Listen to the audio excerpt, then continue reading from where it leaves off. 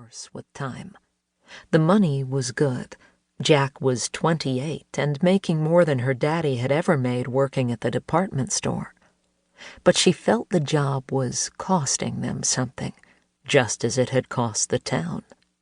Weldonville didn't really have an identity now that was separate.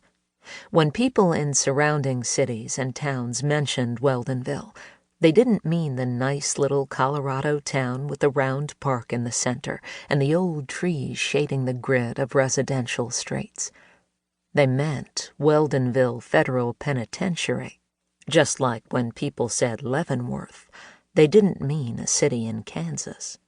Since the subject had become important to her, she had noticed that the government seemed to prefer to build prisons in places like this, where the ground was flat and covered with fields of grain or weeds for miles in every direction. That was so if a prisoner ran away, he would have no place to hide. She loved Jack so much it hurt. And if she closed her eyes and pictured him in his guard uniform going inside the high-walled complex, she could make herself cry, even though she wasn't a crier. The Bureau of Prisons men had said this would be a modern, limited-security facility for white-collar and nonviolent offenders. But a few years after the complex was finished and Jack was working there, something had changed. Or maybe just their story had changed. The supervisors said there were more violent criminals and fewer tax evaders and inside traders and computer hackers than they had planned for. Some of the other prisons in the system were old and out of date, not suited to house more difficult prisoners. Because Weldonville was new and had been built to a higher standard, it was one of the only places they had that would work. Jack had found himself on details in the general prison population with a couple of other guards, all of them carrying only extendable batons and pepper spray, because the thing prisons feared most was an inmate getting his hands on a guard's gun. There were snipers in the guard towers and on the catwalks with M4 rifles, partly to protect those unarmed guards.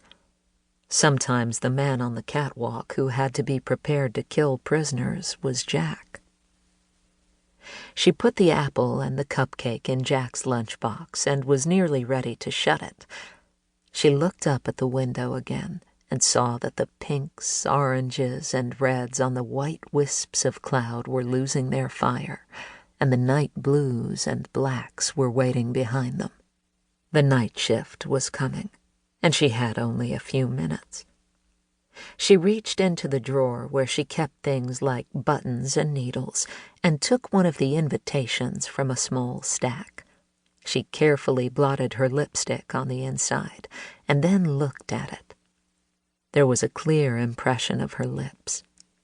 She knew it was a corny thing to do, but she didn't care. She took the ballpoint pen lying next to her shopping list and wrote on the invitation, "Date at 7 a.m., beneath the red kiss."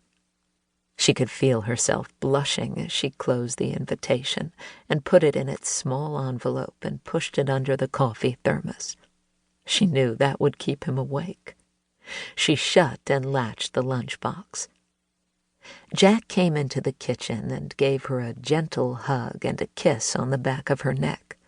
She shivered and spun around to face him. "Your lunch is ready," she said. He was wearing the blue pullover shirt she had bought him a week ago. It looked great on him. "Be careful," she said. "Keep your eyes open and stay alert." "No argument from me," he said. "But it should be an easy night. After a couple of hours, they'll all be locked in their cells, and most of them will be asleep by midnight." She kissed him, then pointed at the wall clock above the kitchen table. "You'd better get going." She watched him lift the hanger from the coat hook on the door. It held his uniform, all starched and pressed by the cleaners, the tan short-sleeve shirt suitable for July 19th, and the razor-creased green pants. The embroidered patches on the shoulders made him look like he